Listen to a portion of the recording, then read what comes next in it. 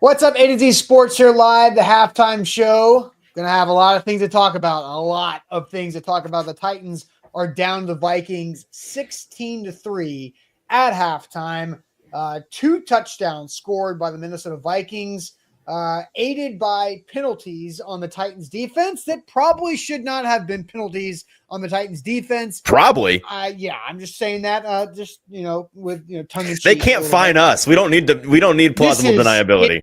Absolutely terrible. I don't know what is worse, Nicholas Petit-Frere playing right tackle or NFL referees that are calling this Titans-Vikings game. They're both atrocious. They both should be fined, and NPF should be in street clothes after halftime if I were Brian Callahan. So we're going to have an interesting halftime conversation. It's a very fast conversation. Before we officially get going, Easton, tell the people what they got to do here watching on Facebook, YouTube, and Twitch. Guys, just do us a favor. Hit that like button for us. Like the show real quick. We'll get rolling here during halftime, but not until you like the show, right? Now, thank you. All right, now we can complain. Let's get going officially. Welcome to A to Z Sports Titan Game Day Live, the halftime show. I want to thank our great partners throughout the season. X Golf Nashville, Murfreesboro. PlayXGolf.com is to book your next fun golf simulator bar experience. You've also got BetMGM, which a couple of our bets hit in the first half pretty easily. BetMGM, use our code ATOZ Sports up to $1,500 back in bonus bets if your first bet misses. And TDOT, be part of the solution to end littering across Tennessee by joining their campaign at NobodyTrashesTennessee.com. Okay, where to start? Mm-hmm. This is absolutely insane. Mm-hmm. The officiating in this game is awful. So to set the table for what we can all complain about together is there was a pass interference called on Jarvis Brownlee Jr., who is playing the football on Justin Jefferson on a third down, bats the ball down, gets called for pass interference. Terrible call, in my opinion. Weak. I don't know what you want the defender to do. So let's discuss the Jarvis Brownlee Jr. pass interference, because the very next play, Jordan Addison. It's on third down, so they would have had to punt. Yeah, the very next play on a new set of downs, Jordan Addison scores a 47-yard touchdown for the Vikings to take a 7-3 lead after the Titans get a field goal to open up the scoring. So, Easton, your thoughts on the pass interference on Brownlee, because we're just going to go chronological order. Yeah, the fact that it was third down is the key, right? Because the fact that the Titans allowed a 47-year-old, like very, very bad defense on the very next play, like, you know, that the fact that there was a penalty does not excuse the bad defense on the following play. But the point is, the opportunity for the Vikings to get that big play does not exist if the penalty is not called, which it should not have been, because it was third down and the Vikings would have had to punt. Right. So really, really bad, really soft. And it was the beginning of them getting worse somehow at officiating this game. Yes. So then we fast forward into the second quarter. The Titans get a stop on the goal line. There was actually a couple stops, right? On a quarterback sneak on 4th and 1, T'Vondre Sweat lines up in the neutral zone. That's not the ref's fault. That's just T'Vondre Sweat just don't line up in the neutral zone. The Titans got to stop there, but the penalty did give the Vikings a new set of downs. And then most egregious penalty I think I've seen called on the Titans all season long. Mike Brown, an absolute legal hit, but apparently too hard of a legal hit into the chest of Jordan Addison, breaking up a touchdown catch. Like, I don't know what you want a defender to do, NFL. Allow a touchdown to be caught in the end zone. That is the only answer. What do you want the defender That's not to even do it, though. That's not even it, Austin, because the NFL agrees that that's like, you know, the people who are on the broadcast who are the most referee friendly in the world, the Gene Sterators of the world, whoever it is on the, I forget who, Gene comes on. So it's Gene. Gene comes on and he's as sympathetic to the refs as possible. He tends to talk about these things normally, very softly.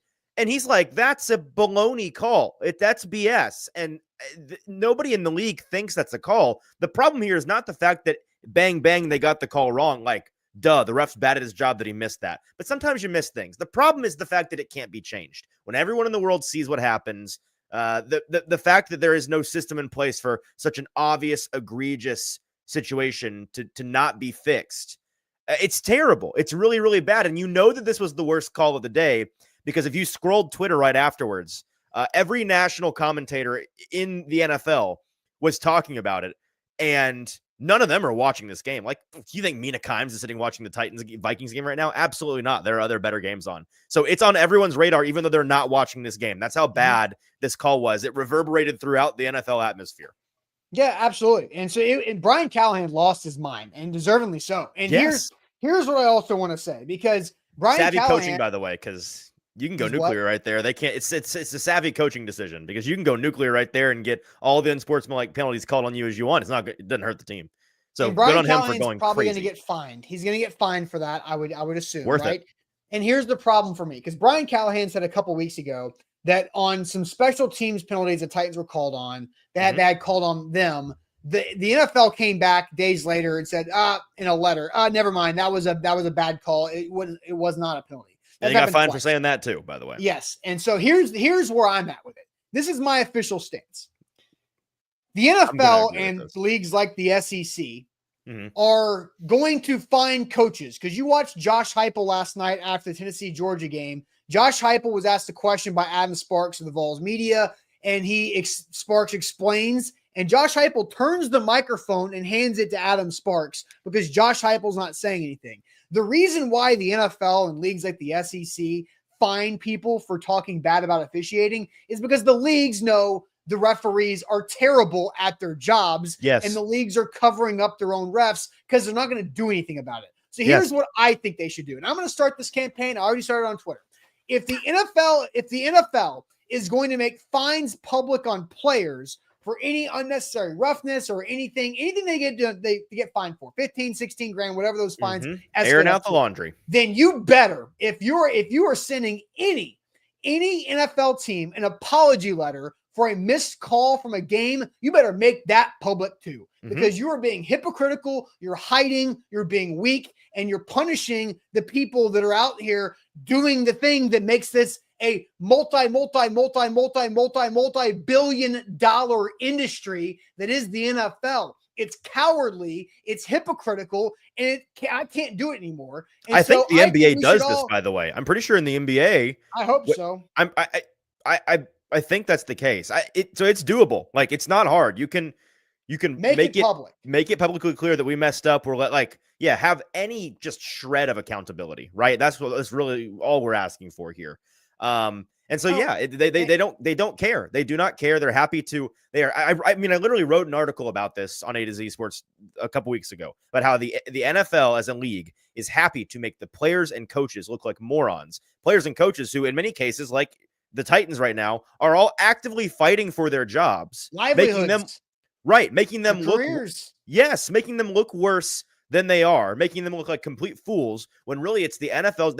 They're more than happy to quietly, privately, behind closed doors say, man, that was on us. Sorry. We'll try to be better in the future. Well, you better not say anything or we're going to fine you. But yeah, we're going to take all your money away if you say anything about it. And so good on Brian Callahan for getting mad. I'd imagine at the podium either later today or tomorrow or later this week, he'll probably get fined again for saying something because he's not going to be able to hold his tongue. It's outrageous. But do you want to talk about the actual football? No, we saw more referee stuff. Ref ball? Because Gene's territory on the penalty, there was a horse collar tackle on James Williams on one of the special teams play. It was a 15-yard penalty where Gene's territory said, you know what? I wouldn't have called that. That's bad. It was not a horse collar. And you know what? It also wasn't a late hit out of bounds, according to Gene's territory. And then at the very end of the half, when the Vikings are trying to go down there and put more points on the board before half, the James Earl Jones looking referee on the goal line almost called Jordan Addison inbounds when everybody in the world did call him inbounds. He did say inbounds. And his buddy ran over and he's like, whoa, hang on. He was out of bounds. What is this? What are we actually doing here that these people are so bad at their jobs? I can't to make our take tinfoil it, hats. man. Tinfoil hat time. Yeah, it's just how do you employ I'm being serious. Job? I'm being serious. It is so bad that what I'm saying is that it is so bad it literally does cause you to wonder, right? It causes you to wonder. I'm not saying there's a conspiracy afoot, but at some point, what do you you just throw your hands up because it's like, what are you meant to do with how bad and one-sided this is? Yeah, man, people got very mad at me because I tweeted when the call was made on the return. I tweeted just like, can the Titans linebackers quit touching guys as they're going out of bounds? And everybody got mad because they're like, it's the wrong call. It wasn't a horse collar. It wasn't a late hit out of bounds. I understand. You're right. I'm not saying I agree with the call. I am saying twice today, Titans linebackers have seen a guy clearly and obviously running out of bounds with nowhere to go and chosen to touch them and given the refs an opportunity to make a call, whether right or wrong. So just don't touch the guy. That's what I'm frustrated about. Yes. But the call is also bad. We've got a couple, we have a couple things to get here. So, Key says, Kick of the King says, what happened to Sky Judge? It's limited. It's you limited. Can't use it in every instance. Like that one. And this is a bigger conversation. We got like a minute and a half before the second half begins for Yes. more of this nonsense from the officials. Probably going to happen, but the game's already ruined, right? The game's over because the officials have gifted basically 2 touchdown opportunities. One of them more egregious than the first. The second one was more egregious. The first one on Brownlee should have ended. Both opportunities only existed because of penalties. This Exactly. is true. Exactly. So we have to address that later on. Like, Easton, do you have anything football field related, anything other than the guys wearing black and white and stripes that we want to talk about here in the last second minute? Yeah, really quick. Number one, both of our keys, right? The Titans holding up in offensively, the pocket, very, very bad offensive line play so far. The offense they've not been on the field much because they've been in a blender. And you saw at one point, Will Levis literally canned and then reloaded and then canned to play for it to be a run for a loss. Like, that's the kind of world that they're living in right now. Brian Flores hasn't been in a blender. And then on the other side of the ball, talking about how they need to get home and sack the quarterback. There have been 3 or 4 very, very, very, very, very nearly sacked quarterback situations that have turned into big plays for the Vikings. So they are so close to affecting the play. And every time they get screwed anyways. I literally think if I had you on my shoulders, we would together be better than Nicholas Petit-Frere at right tackle. The guy is terrible. He is awful. He doesn't do anything. Bad. He does nothing. He stands there, barely touches somebody, and stays in his video game glitch stance while the guy that he was supposed to touch sacks the quarterback. Don't play him ever again. He needs to be cut. I've said it so many times. They've tried to fire him 4 times already, and he keeps living because you won't cut him. Cut him from the team, and he can't come back and hurt you later. That is the end of my post-game or my halftime show's rant. Let's get back to some fun. Why is this? Why does it it does not have to be like this. It does not have to be like this. Okay, we're going to be back at post-game. I'm sure we're going to have more things to discuss, more things to get fired up about, because if the first half is what the second half is going to look like, there'll be more. So shout out to X Golf Nashville and Murfreesboro, playxgolf.com, BetMGM, at least Sam Darnold over and Will Levis over rushing hit, and T-Dot. Nobody trashes him. Run Levis more. Run him more. All right, we'll see you guys in the post-game show.